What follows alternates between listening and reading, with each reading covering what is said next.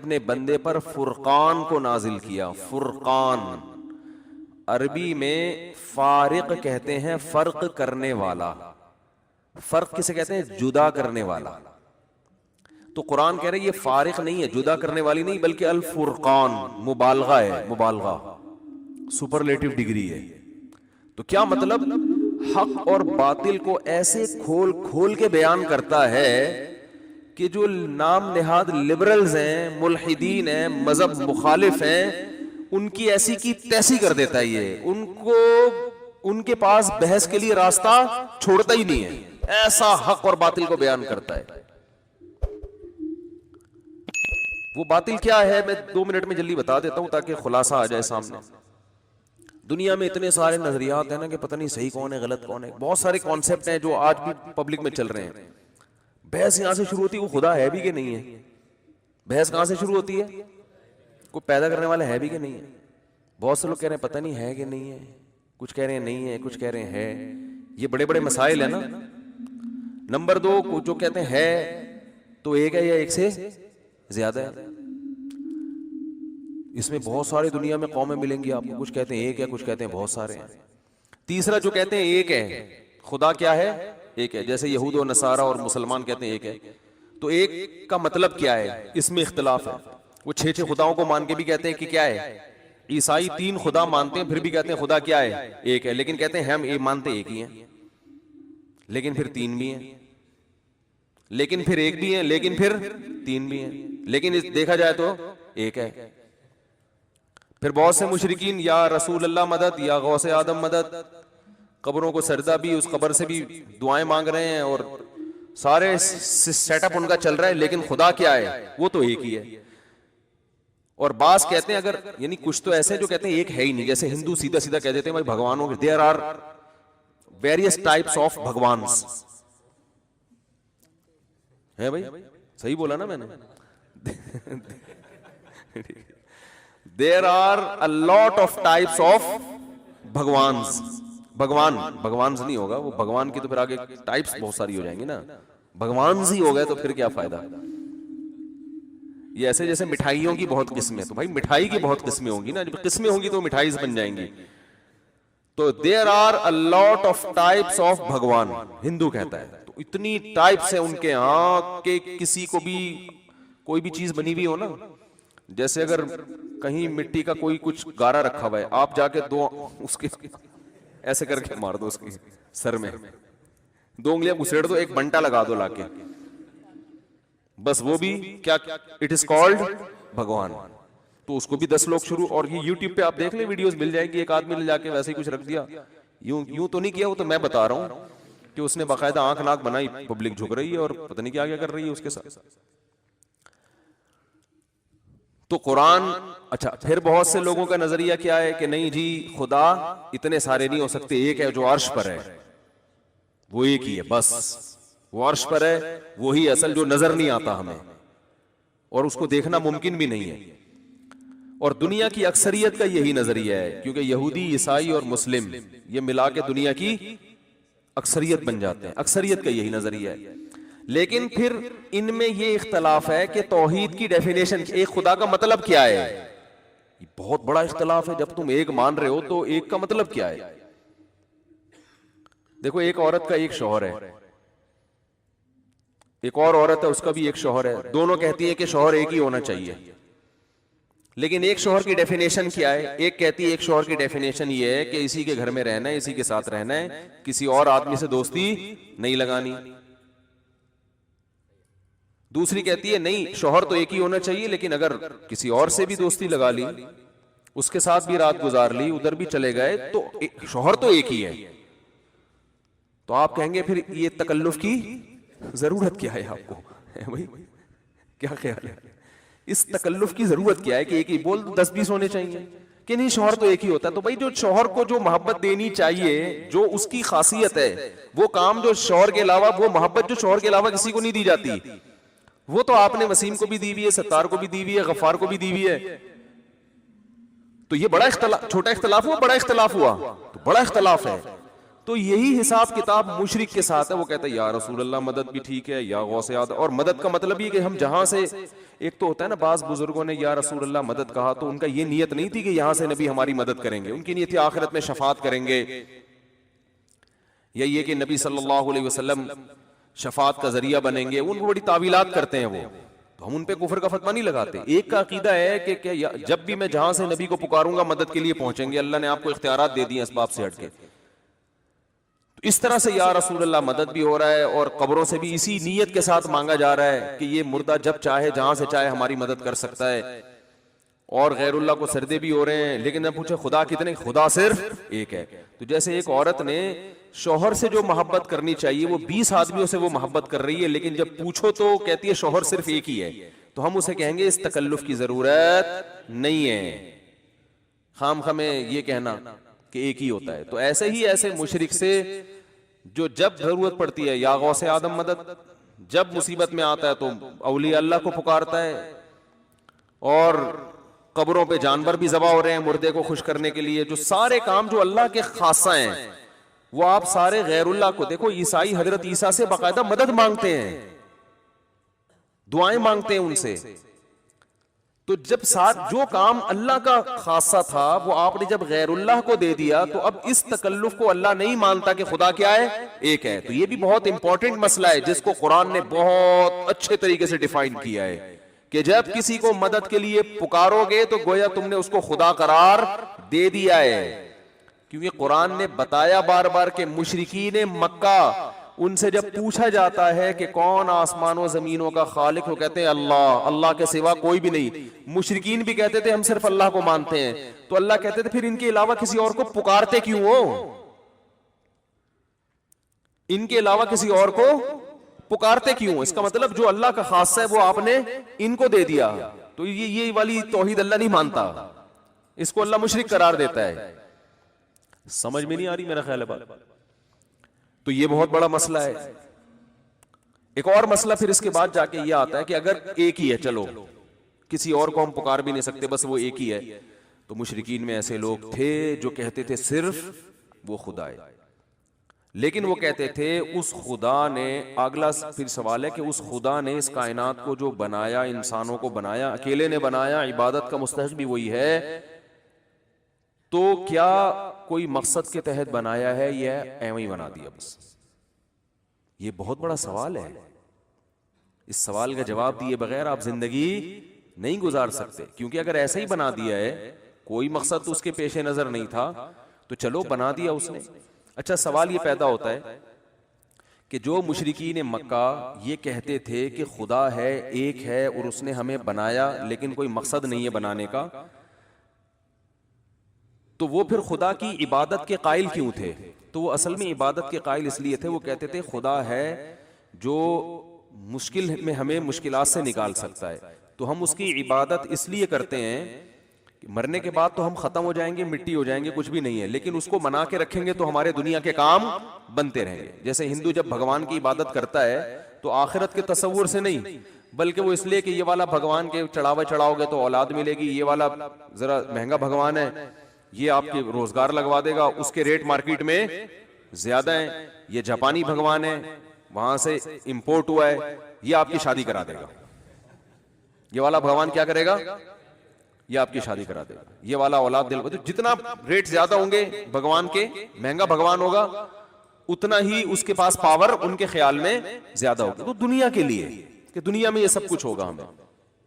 جیسے آج بھی کچھ لوگ آتے ہیں نا مسجد میں, نماز پڑھ رہے ہوتے ہیں, وظیفہ پڑھ رہے ہوتے ہیں, اللہ کا نام لے رہے ہوتے ہیں. بھائی کیوں لے رہے ہو یار, وہ میرا کام اٹکا ہوا ہے, مجھے کسی نے کہا ہے کہ یہ والی آیت کریمہ اتنی دفعہ پڑھو گے تو یہ کام ہو جائے گا. جائز ہے, میں ناجائز نہیں کہہ رہا, میں تو صرف یہ بتا رہا ہوں کہ بہت سے لوگ دنیا میں ایسے ہیں جو یہ نہیں مانتے کہ اللہ نے کسی مقصد کے لیے بنایا ہے, کوئی اس کا ایک ہدف تھا اس کے سامنے, وہ یہ نہیں مانتے, لیکن پھر بھی اللہ کی عبادت کو وہ مانتے ہیں. تو بعض کافر نبی صلی اللہ علیہ وسلم کے دور میں ایسے بھی تھے جو اللہ کی توحید کے تو قائل تھے, مگر اس کے قائل نہیں تھے کہ آخرت میں کوئی حساب و کتاب ہے, موت کے بعد زندگی ہے, بلکہ وہ کہتے ہیں یہ ممکن نہیں ہے مرنے کے بعد کوئی دوبارہ زندہ ہو, خدا یہ کام نہیں کرے گا, کیونکہ یہ عقل سے بعید ہے. کرنا ہوتا تو کوئی 2-4 تو مردے زندہ کر کے دکھاتا نا ہمارے سامنے.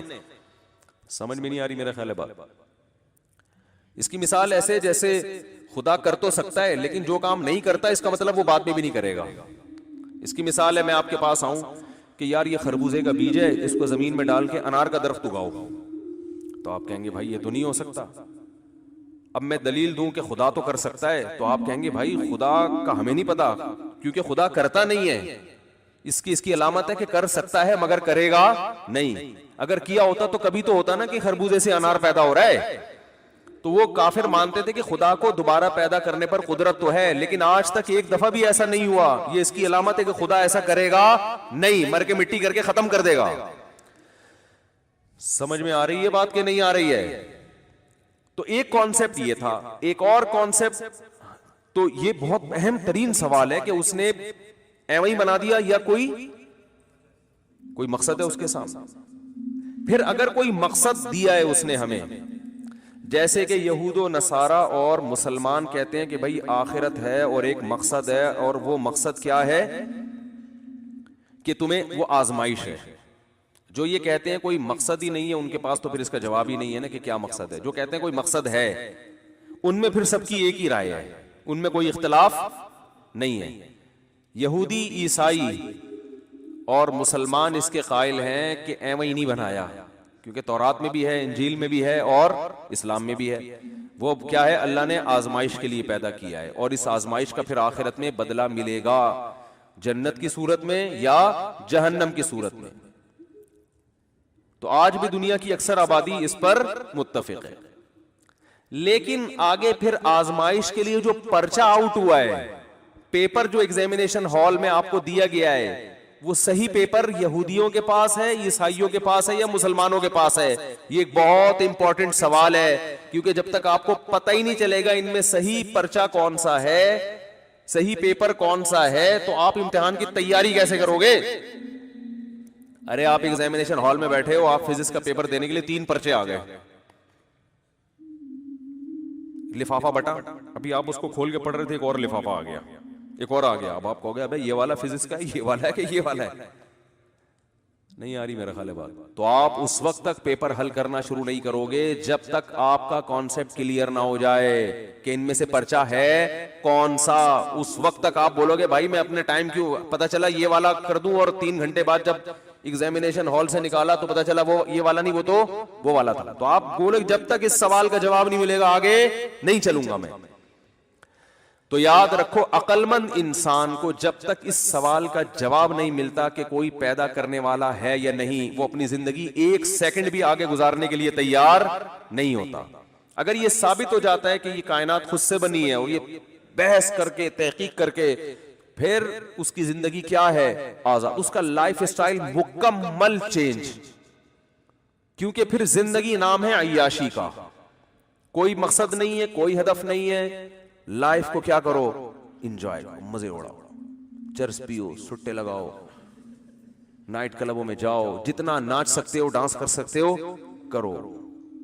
پھر تو مزوں کی ایک دنیا ہے بس. کہ عجیب بات ہے, مزے آتے نہیں ہیں ایسے آدمی کو, یہ عجیب ہے حساب. وہ بظاہر مزے کی ہو جائے گی لیکن حقیقت میں ہوگی نہیں. اس کی کیا دلائل ہے وہ پھر ابھی ٹاپک نہیں ہے.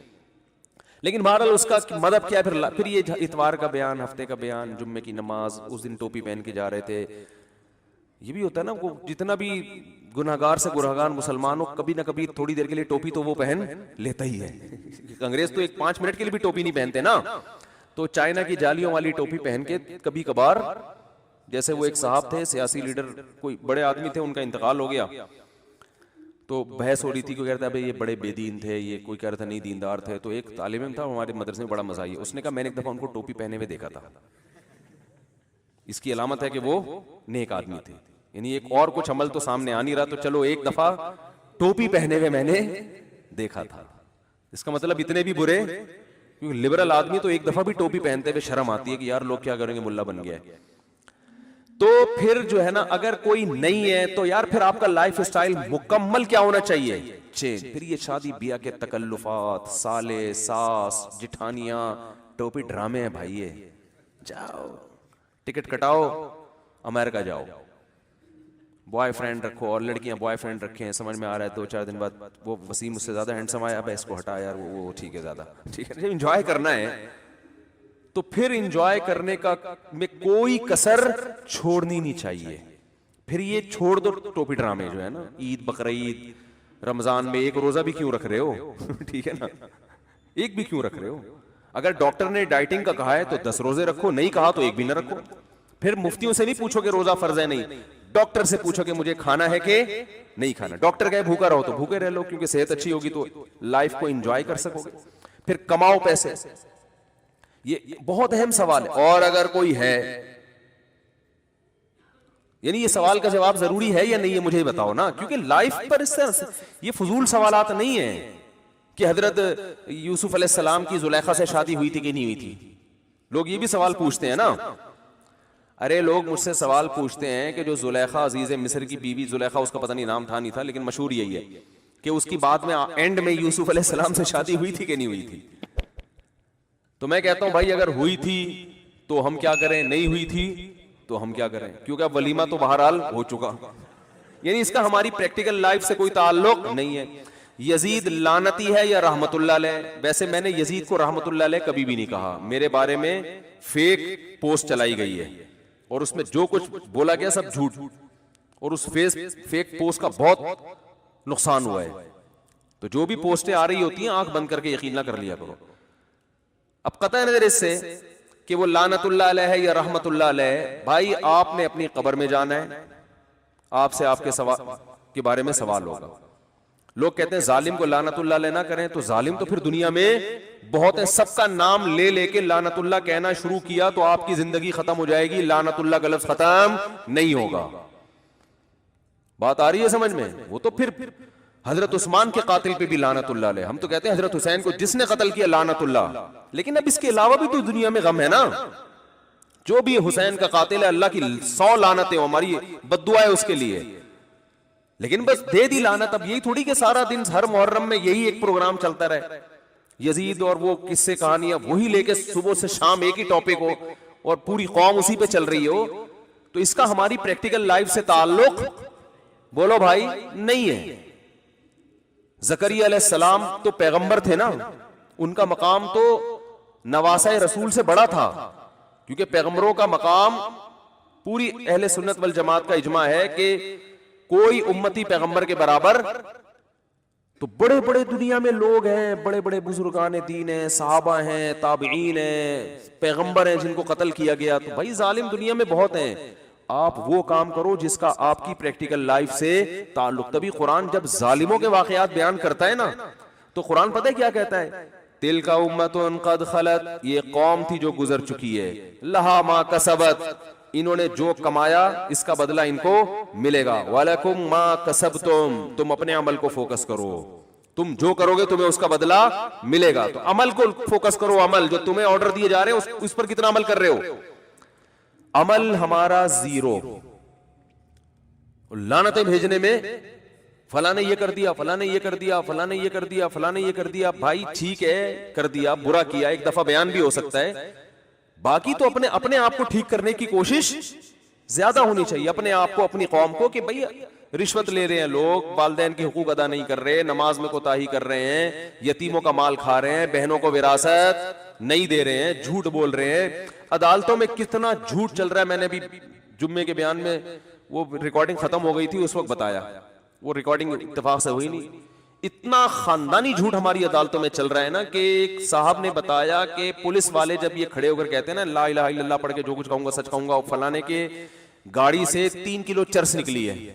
تو میں نے ایک پولیس والے کو پکڑ لیا, میں نے کہا کیا تم نے دیکھا؟ کہہ رہے ہم نے تو بندہ ہی نہیں دیکھا, اس کی گاڑی کہاں دیکھی ہم نے؟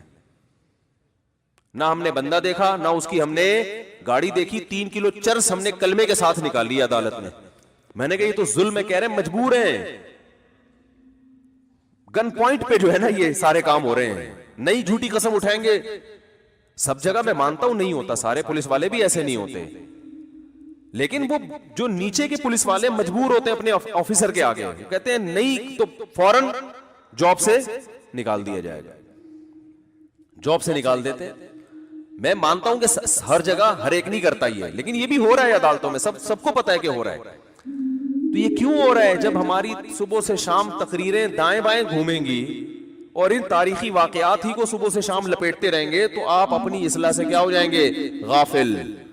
تو اس پہ ضرورت ہے فوکس کرنے کی. خیر، تو میں یہ عرض کر رہا تھا کہ یہ امپورٹنٹ سوال ہے کہ خدا ہے یا نہیں ہے تو کتنے ہیں، کیونکہ اس کا ہماری پریکٹیکل لائف سے تعلق. اگر خدا نہیں ہے، لائف کو کیا کرنا ہے؟ انجوائے. پھر ابا کو اولڈ ہوم میں جمع کراؤ، کیونکہ ٹینشن ہے خام خواہ کی. انہوں نے تو لائف گزار لی، اب آپ کی لائف میں کھانس کھانس کے کیا کر رہے ہیں؟ ٹینشن کا سبب بن رہے ہیں، بلا وجہ کھانس رہے ہیں. چلو وہ تو بڑھاپے کی وجہ سے کھانس رہے ہیں، جراثیم کہاں جا رہے ہیں؟ پورا گھر میں جراثیم پھیل رہے ہیں، ٹھیک ہے نا. تو اور پھر تکلیف تو ہوتی ہے نا کھانسنے سے، ڈسٹربنس پھیل رہی ہے اس سے معاشرے میں.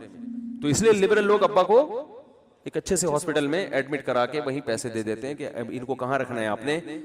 جو نام نہاد لبرل ہیں ان کی بات کر رہا ہوں. تو یہ سوال بہت امپورٹنٹ ہے. دوسرا، اگر خدا ایک ہے، اگر خدا ہے تو ایک ہے یا ایک سے زیادہ؟ کیونکہ اس کا عملی زندگی سے تعلق ہے. اگر خدا نے دوسروں کو بھی اختیارات دیے ہوئے ہیں تو پھر کب خدا سے مانگے، کب غوث اعظم سے مانگے، کب بھگوان کے پاس جائیں؟ وہ تو یہ تو ساری زندگی آدمی بوکھلا کر شکار ہی رہے گا. یار گیا ادھر تھا اولاد کے لیے، ہو سکتا ہے اولاد کا اختیار اس کے پاس ہو، کوئی دلیل تو نہ اس کی ہے نا. ابا سے سنا تھا وہ والا، کیونکہ مہنگا بھگوان ہے، جب کاروبار کا مسئلہ ہوگا تو وہ مسئلہ حل کرے گا. اور ماموں سے سنا تھا کہ شادی والا بھگوان وہ ہے. تو ابا اور ماموں بھی تو آپ جیسے ہی ہیں نا. یا پنڈت جی سے سنا تھا. تو پنڈت جی کو کپڑوں کے معاملے میں تو آپ فالو کر نہیں رہے، جیسے کپڑے وہ پہنتے ہیں آپ وہ تو پہنتے نہیں ہو. عبادت جو کپڑوں سے بڑی چیز ہے اس میں آپ نے ان کو اپنا رہبر بنایا ہوا ہے. بات نہیں آئی میرا خیال ہے سمجھ میں. بھائی پنڈت، اگر پنڈت جی کے پاس صحیح راستہ ہوتا تو آپ پورے ڈریس میں ہو. پنڈت جی کا ڈریسنگ اس قابل نہیں ہے کہ آپ وہ ڈریس پہن کے کہیں رشتہ لینے جاؤ. آپ کیا خیال ہے؟ فوراً بھگا دیں گے لڑکی والے پہ، کیا پہن کے آیا؟ آپ کہو کہ جی جب میں پنڈت جی کے کہنے پر پتھر کے بنے ہوئے بت کو خدا سمجھ سکتا ہوں، جو بہت اہم ترین مسئلہ ہے، تو پنڈت جی کے ڈریس ہی اصل ڈریس ہے. ڈریسنگ میں بھی میں ان کو فالو کروں گا. کوئی بھی فالو نہیں کرتا. تو یار ایک سادہ سی چیز میں آپ فالو نہیں کر رہے تو اتنی بڑی چیز میں آپ کیسے اس کو فالو کر رہے ہو؟ آپ کے پاس کیا دلیل ہے کہ پنڈت جی صحیح کہہ رہے ہیں؟ انتہائی پنڈت جی کے احترام کے ساتھ میں یہ بات کر رہا ہوں. آپ اس کا احترام اپنی جگہ جو آپ لوگ کرتے ہیں وہ ٹھیک ہے، کرتے ہیں، آپ کے مذہبی رہنما ہیں، لیکن بات تو عقل کی یہی ہے نا، جو کھوپڑی میں آتی ہے، جو سیدھی سیدھی 2 اور 2 4 کی طرح جو بات ہے وہ تو یہی ہے. تو اگر خدا ایک سے زیادہ ہے، یا نبی بھی مدد کر سکتے ہیں. فار ایگزامپل نبی کو بھی اللہ نے اختیارات، ہم تو کہتے ہیں نبی کو اللہ نے اسباب سے ہٹ کے اختیارات دیے ہی نہیں ہے، لہذا ہم تو ہر چیز اللہ سے. شادی کرا دے اے اللہ تو کرا سکتا ہے، بچے دے دے اے اللہ تو دلوا سکتا ہے، اور بزنس دے دے اے اللہ تو دے سکتا ہے. کبھی ہم نے اس نبی سے دعا نہیں مانگی، حالانکہ ہمیں عشق کی حد تک پیغمبر صلی اللہ علیہ وسلم سے محبت ہے، اور جب تک ایسی محبت نہ ہو آپ کا ایمان ہے نہیں. ہم نبی کی قبر کی زیارت کو بہت بڑی سعادت سمجھتے ہیں. وہاں صلاۃ والسلام پڑھنا، وہاں بیٹھنا مسجد نبی میں، یہ بہت بڑی سعادت ہے. سب نبی کی محبت میں ہے. لیکن اسی نبی نے ہم سے کہا ہے، اسی نبی نے بتایا ہے کہ اگر اللہ کے در کو چھوڑ کر مجھ سے مانگا تو مشرک پر اللہ نے جنت کو حرام کر دیا ہے. اسی نبی کی کہنے کی وجہ سے ہم توحید پرست ہیں. میں سمجھا پا رہا ہوں کہ نہیں سمجھا پا رہا اپنی بات؟ تو ہم تو ہمارا اب تو کلیئر معاملہ ہے نا. جو توحید پرست ہے اس کا معاملہ 2 اور 2 4 کی طرح بالکل کیا ہے بھائی، ہر چیز اللہ سے ہی مانگنی ہے، ہر چیز میں سب کچھ آ گیا. مشرک بیچارہ ٹینشن میں رہتا ہے. کبھی اس کو کہتے ہیں یہ والا جو چیز داتا دربار پہ جاؤ اولاد وہاں سے ملے گی، وہ یہ چڑھاوے چڑھاؤ وہاں سے اولاد ملے گی. شادی نہیں ہو رہی تو اس کے لیے وہ فلاں پیر صاحب ہیں وہاں سے اولاد ملے گی. اور سر پہ بال نہیں اگ رہے تو اس کے لیے فلاں ہے، بزرگ ہیں فلاں ہیں، یا وہ بھگوان ہے، یا وہ 10 قسم کی چیزیں ان کے پاس. ان کو پتہ ہی نہیں کہ کون سی چیز اللہ سے مانگنی ہے اور کون سی کسی اور سے. میں تبھی مشرکین سے ایک سوال پوچھتا ہوں کہ اگر اللہ نے اپنے علاوہ بھی مخلوق کو، چاہے وہ پیغمبر ہوں، ان کو اختیارات دیے تو سارے دیے ہیں یا تھوڑے دیے؟ سارے دیے تو پھر ساری زندگی اللہ کے علاوہ انہی سے مانگتے رہو، پھر اللہ سے مانگنے کی ضرورت کیا ہے؟ دیے اس لیے ہے نا کہ ان سے مانگو، ورنہ دینے کا فائدہ کیا؟ تو پھر اللہ سے کیوں مانگتے ہو؟ اور اگر سارے نہیں دیے، کچھ اللہ نے اپنے پاس رکھے ہیں اور کچھ ان کو بھی دے دیے ہیں، تو وہ آپ کو معلوم ہے یا نہیں ہے؟ اگر معلوم نہیں ہے تو پھر آپ کو پتہ کیسے چلے گا کہ یہ والا اختیار ان کے پاس ہے یا نہیں ہے؟ نہیں آ رہی بات؟ حکومت نے کسی کو وزیر بنا دیا، اختیارات دے دی، یہ نہیں پتا کہ وزیر تعلیم ہے یا وزیر ہیڈ پمپ ہے یا وزیر بجلی لے جانا ہے۔ پہلے زمانے میں وزیر ہوتے تھے بجلی لانے کے لیے، اب ہوتے ہیں سوئچ آف کرنے کے وزیر۔ ایجوکیشن کے وزیر کا مطلب یہ ہوتا ہے کہ اس کو ایجوکیشن کے علاوہ کچھ بھی نہیں آتا، سب آتا ہے، سوری، ایجوکیشن کے علاوہ سب آتا ہے۔ سب وزیروں کی بات نہیں کر رہا جو میرا بیان سن رہے ہیں ان کے علاوہ کی۔ تو آپ کو پتہ ہی نہیں ہے کہ اس کے پاس جو وزارت ہے، جو اختیارات ہیں وہ کون سے ہیں، تو آپ کنفیوز رہو گے نا۔ تو اگر اللہ نے اپنے علاوہ پیغمبر کو بھی اختیارات دیے ہیں تو سارے تو دیے ہیں، تو پھر اللہ سے مانگنے کی ضرورت نہیں ہے۔ اور اگر بعض دیے تو وہ معلوم ہے یا نہیں ہے؟ اگر معلوم نہیں ہے تو بھی کوئی فائدہ نہیں، اور اگر معلوم ہے تو ان کی لسٹ پیش کر دیں آپ، ایکسکیوز می، آپ ان کی، کہ بھئی سارے تو نہیں اللہ نے دیے، یہ والا اولاد کا فلانا فلانا، ایک لسٹ آنی چاہیے تاکہ مشرک کو پتا چلے کہ یہ والی چیزیں میں نبی سے بھی مانگ سکتا ہوں، اس کے پاس لسٹ ہونی چاہیے۔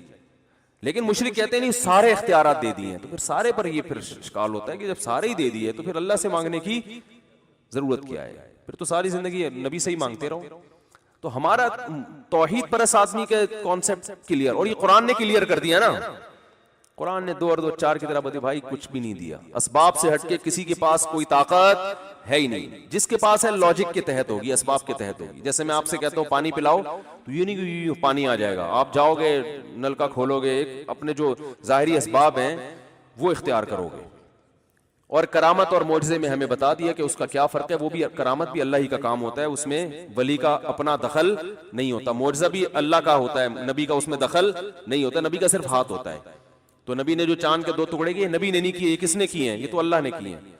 نبی کی طرف اس کی مجازن نسبت کی جاتی ہے۔ تو بہت توحید کا معاملہ 2 اور 2 4 کی طرح کیا ہے، بہت واضح ہے، اس میں کوئی کنفیوژن نہیں ہے۔